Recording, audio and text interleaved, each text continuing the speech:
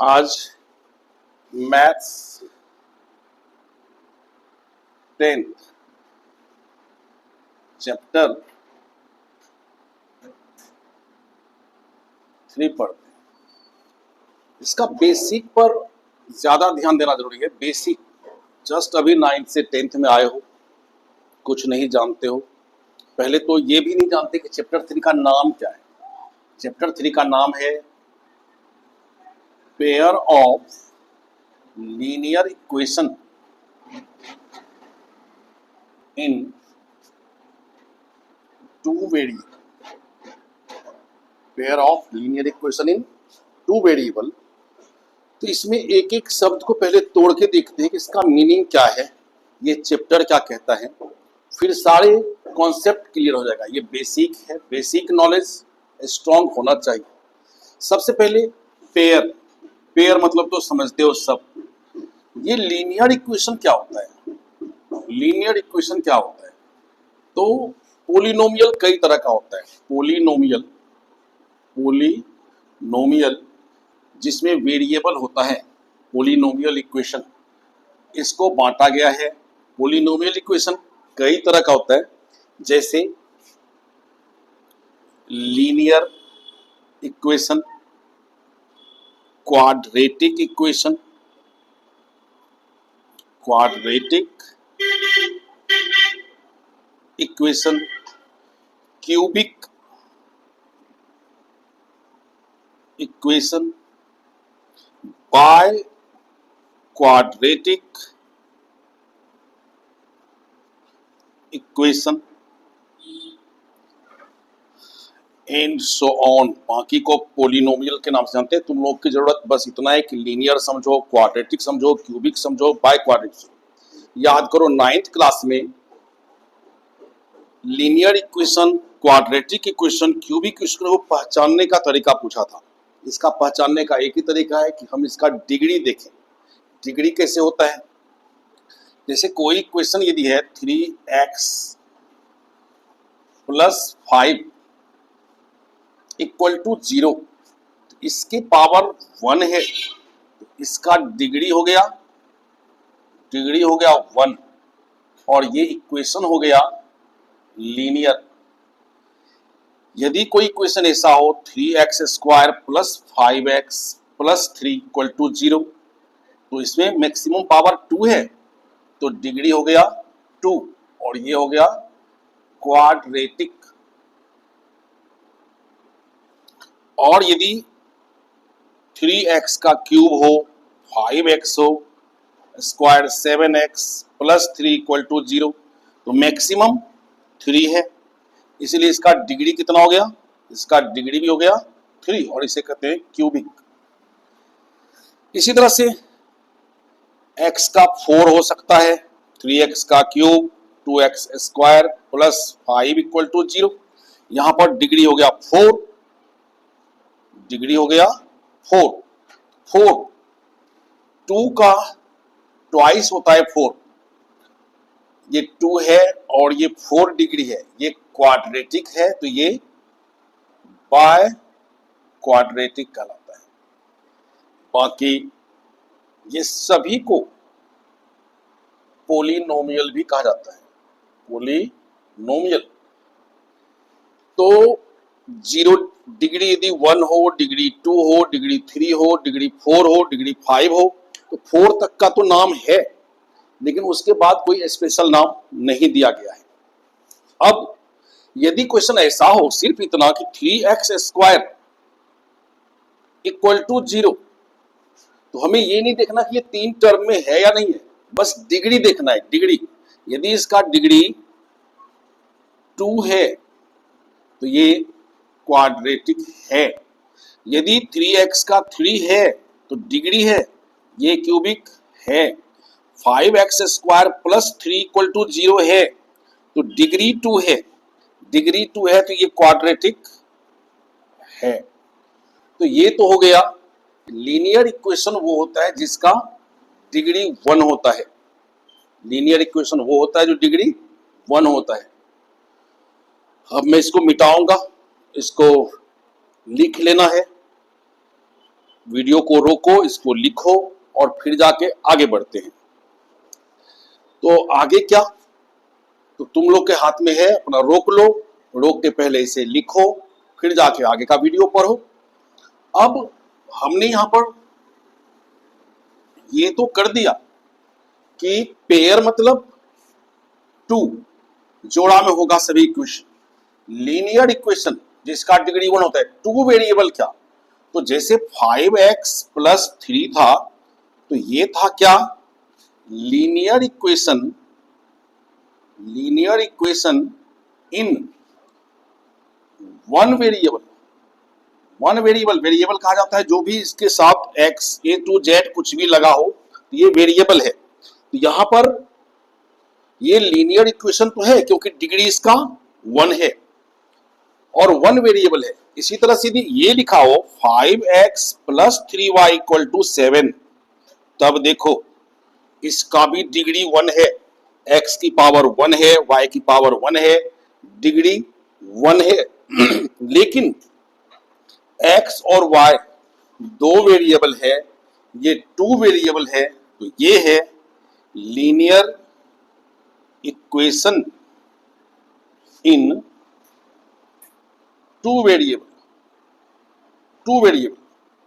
तो फिर ये पेयर की बात क्या हुई, तो चैप्टर 3 में जितनी भी क्वेश्चन है एक्सरसाइज 1 से लेकर के 3.5 तक, सब में जो भी क्वेश्चन होगा उसको पढ़ने पर हमें दो इक्वेशन मिलेगा। एक इक्वेशन ऐसा होगा, तो दूसरा इक्वेशन यहां पर कुछ भी हो सकता है, 6x minus 2y equal to 10। तो इस तरह से हमारे पास दो इक्वेशन आ जाएगा, इक्वेशन फर्स्ट, इक्वेशन सेकेंड, जिसको हम नाम दे सकते हैं इक्वेशन फर्स्ट, इक्वेशन सेकेंड। ये तो हुआ यहां तक की बात कि इस चैप्टर का नाम क्या है। इस चैप्टर का नाम है पेयर।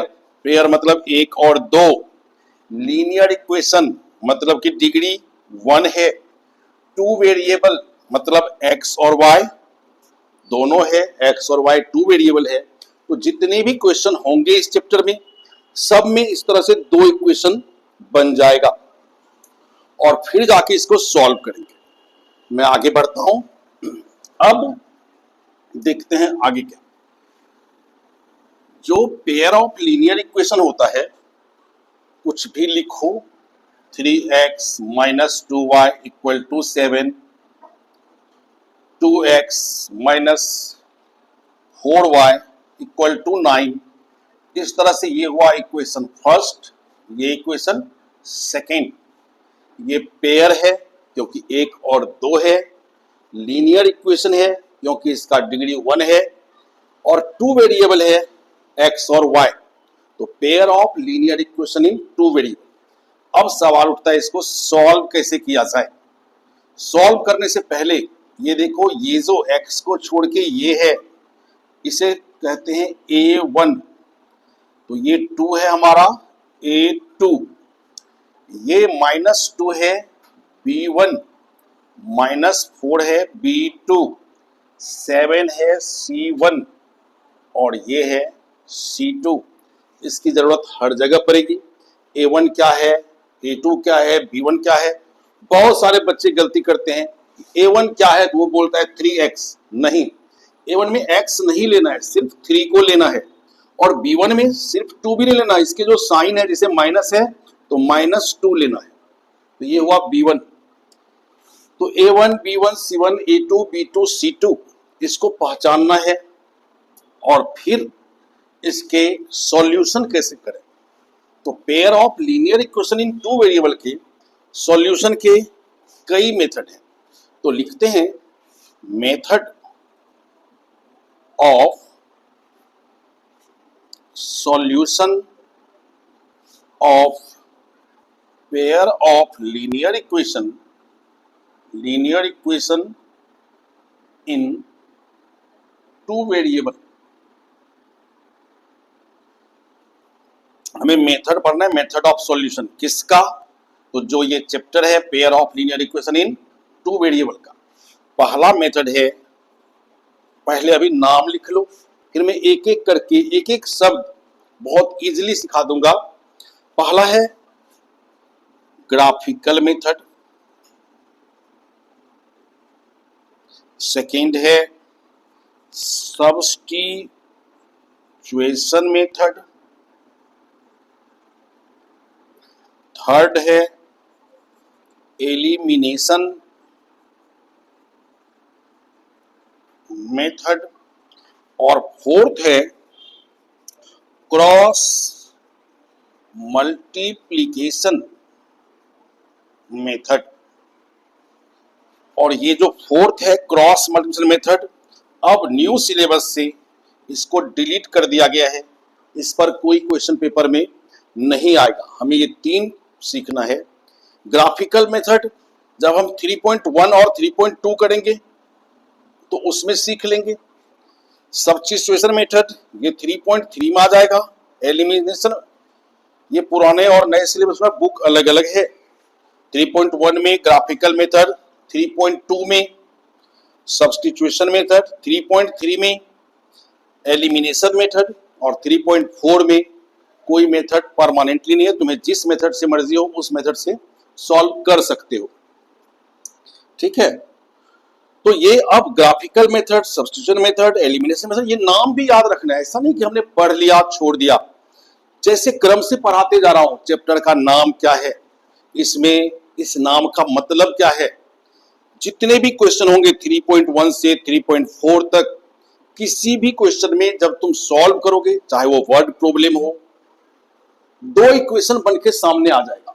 और दो इक्वेशन जब बनके सामने आ जाएगा तो हमें एक्स और वाई से निकालने के लिए कहा जाएगा। और एक्स वाई निकालने के कई मेथड हैं। या तो पेपर में मेथड का नाम दे सकता है या नहीं भी दे सकता। तो हम एक एक करके सबको सीखेंगे। Graphical method, substitution method, elimination method, cross multiplication हमारे सिलेबस में नहीं है। फिर इसको लिखो, अपने वीडियो को रोक दो और फिर से लिखने के बाद फिर सुनना। आगे आगे बहुत इंपॉर्टेंट टर्म है। ऐसा कोई एग्जामिनेशन नहीं हुआ कि जो आगे पढ़ाने जा रहा हूं उसमें 1 या 2 मार्क्स का पेपर ना हुआ हो। ये देखो, कंडीशन है। कंडीशन अभी हमने देखा कि हमारे पेयर ऑफ लीनियर इक्वेशन में ऐसे इक्वेशन होता है कि a1x b1x equal to c1 या a2x b2y, यहां सॉरी y लिखना था, और यहां पर c2। ऐसा इक्वेशन फर्स्ट होगा, ये इक्वेशन सेकेंड होगा। यही हमारा क्वेश्चन ऐसा होगा। इस पर हमें 3 कंडीशन देखना है। कंडीशन ये है कि if a1 upon a2 not equal हो b1 अपॉन b2 का, यदि a1 upon a2 not equal हो b1 अपॉन b2 का, तो c1 अपॉन c2 से हमें कोई मतलब नहीं होगा। सपोज करो कोई ऐसा इक्वेशन यहां लिखता हूं, 3x plus 5y equal to 7, 4x minus 8y equal to 11। यहां पर हमारा a1 क्या है? a1 है 3, a2 4, b1 5, b2 माइनस 8। ये दोनों इक्वल नहीं है। यदि a1 upon a2 not equal हो b1 अपॉन b2 का, तो हमें c1 अपॉन c2 देखने की जरूरत नहीं है। और यदि ऐसा भी हो सकता है a1 अपॉन a2 इक्वल हो b1 अपॉन b2 का, नहीं हो तो कोई बात नहीं, c1 c2 को नहीं देखेंगे। लेकिन यदि a1 अपॉन a2 इक्वल हो b1 अपॉन b2 का, तब हमें c1 अपॉन c2 भी देखना होगा। और हो सकता है ये तीनों इक्वल हो, या फिर क्या हो सकता है, a1 अपॉन a2 इक्वल होगा b1 अपॉन b2 का और नॉट इक्वल होगा c1 अपॉन c2 का। यही 3 बातें हो सकती है हमारे पेयर ऑफ लीनियर इक्वेशन में। और इसके बाद यदि ऐसा है तो इसके सॉल्यूशन के विषय में पढ़ते हैं। x और y के यूनिक सॉल्यूशन होगा। यूनिक सॉल्यूशन, यूनिक सॉल्यूशन का मतलब समझते हो? चलो, मैं यूनिक सॉल्यूशन का मतलब भी समझाता हूं। यूनिक मतलब होता है एकमात्र। यदि इसको सॉल्व करूं तो x इक्वल टू 2 आ जाए, मान लो y इक्वल टू 3 आ जाए, सिर्फ एक सॉल्यूशन यदि आता है, इसे यूनिक सॉल्यूशन कहते हैं। और इसके इनफिनाइट मेनी सॉल्यूशन होता है और इसके नो सॉल्यूशन, इसके कोई सॉल्यूशन नहीं होगा। ये हम सॉल्व ही नहीं कर सकते, ये सॉल्व नहीं होगा। तब आगे भी है, इसका ग्राफ कैसा आएगा यदि ग्राफिकल मेथड से सॉल्व करेंगे।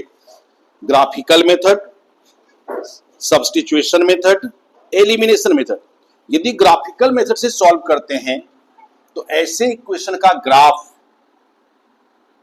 एक ग्राफ ऐसा जाएगा, एक इक्वेशन से एक ग्राफ बनता है, एक लाइन जाता है एक इक्वेशन से। यदि 9th में लीनियर इक्वेशन का ग्राफ बनाए होगे तो कोई इस तरह का जो इक्वेशन होता है 3x + 5y = 8, तो इसको एलिमिनेट करके 3 सॉल्यूशन करके एक लाइन जाता है एक इक्वेशन का। तो एक इक्वेशन, इसमें 2 इक्वेशन होता है, 2 pair of linear equation in 2 variable है, तो पेयर यानी कि 2 इक्वेशन है। एक इक्वेशन से एक लाइन जाएगा, दूसरा इक्वेशन से जो लाइन गया ये कहीं एक पॉइंट पर काटेगा, दैट इज इंटरसेक्टिंग ग्राफ। ये ग्राफ इंटरसेक्टिंग होगा और इसमें इनफिनाइट मेनी सॉल्यूशन है। एक लाइन के ऊपर ही दूसरा लाइन चला जाएगा और जैसा हम जानते हैं 1 और 2 के बीच भी इनफिनाइट नंबर है। 1 और 2 के बीच 0.1, 0.2, 0.3, 0.01, 0.001, 0.0001, बहुत सारे इनफिनाइट नंबर होते हैं 2 नंबर के बीच में। तो यहां जब एक के ऊपर दूसरा गया तो इनफिनाइट सॉल्यूशन होता है और इस ग्राफ को कहते हैं कोइंसिडेंट ग्राफ, क्योंकि ये हर पॉइंट पर कटा इसलिए इनफिनाइट मेनी सॉल्यूशन है, जबकि इसमें एक पॉइंट पर कटा इसका यूनिक सॉल्यूशन है। और जो a1/a2 b1/b2 नॉट इक्वल हो c1/c2 का नो सॉल्यूशन। नो सॉल्यूशन यानी कि एक ग्राफ यदि ऐसा जाएगा तो दूसरा इसके पैरेलल जाएगा और ये लाइन कहीं एक दूसरे को इंटरसेक्ट नहीं करेगा, इसलिए नो सॉल्यूशन। और ऐसे ग्राफ को पैरेलल ग्राफ कहते हैं। अब इस पर क्वेश्चन क्या आता है बोर्ड में, इस पर क्वेश्चन आ जाता है, एक इक्वेशन दे देगा और पूछेगा कि क्या इसके यूनिक सॉल्यूशन है, इनफिनाइट सॉल्यूशन है या नो सॉल्यूशन है। तो a1 a2 को कंपेयर करके हम ये बता सकते हैं। ये भी पूछ सकता है इसका ग्राफ कैसा आएगा, तो वो भी हम कंपेयर करके बता सकते हैं। अब एक और टर्म है, ये दोनों का सॉल्यूशन है, ये कंसिस्ट होता है, इसलिए इस दोनों को कहते हैं कंसिस्टेंट और इसको कहते हैं इनकंसिस्टेंट। इनकंसिस्टेंट यदि इस तरह का कंडीशन है तो वह इनकंसिस्टेंट होगा। तो हमने आज बेसिक में इतना पढ़ा। अब इतना यदि हमारे पास नॉलेज है तो एक्सरसाइज 3.1 करने जब बैठेंगे तो एक्सरसाइज 3.1 में एक भी क्वेश्चन ऐसा नहीं है कि सॉल्व नहीं होगा। सिर्फ कैलकुलेशन मैं बहुत दिन से पढ़ा रहा हूं, मुझे पता है कि 9th और 9th से जब 10th में जाते हैं या आजकल तो कोरोना के बाद से बच्चे का कैलकुलेशन वीक हो गया है। कैलकुलेशन स्ट्रांग हो, LCM, HCF, fraction, cross multiplication क्या क्या जैसे होता है, माइनस प्लस, सिर्फ कैलकुलेशन अच्छा हो तो फिर हम 3.1 के सारे क्वेश्चन को सॉल्व कर देंगे बिना रुके ही, सारे क्वेश्चन सॉल्व होगा। ये 3.1 करना चाहते हो तो 3.1 का के लिए निकालो बुक और कॉपी सामने होना चाहिए। बुक रखो, मैं क्वेश्चन पढ़ूंगा, तुम भी क्वेश्चन देखो, पहले क्वेश्चन समझो। 50% क्वेश्चन बच्चे इसलिए गलत कर देता है क्योंकि वो क्वेश्चन ढंग से नहीं पढ़ता, और 50% क्वेश्चन इसलिए गलत कर देता है क्योंकि आता ही नहीं है। यदि हम क्वेश्चन को ढंग से पढ़ें और ढंग से सॉल्व करें तो इतना बेसिक कॉन्सेप्ट किसी भी टीचर का, यदि हम बेसिक कॉन्सेप्ट पढ़ते हैं और यदि वो बेसिक कॉन्सेप्ट ऐसा हो कि बेसिक कॉन्सेप्ट के बाद हमें एक्सरसाइज ही इजी लगने लगा इसका मतलब टीचर ने बहुत अच्छा पढ़ाया। और बेसिक कॉन्सेप्ट सुनने के बाद भी यदि क्वेश्चन सॉल्व नहीं हो रहा है तो ऐसे टीचर को सेलेक्ट नहीं करना चाहिए। देखो 3.1 निकालो, मैं हेल्प करता हूं। बस अब 3.1 निकालो, फिर मैं मिलता हूं।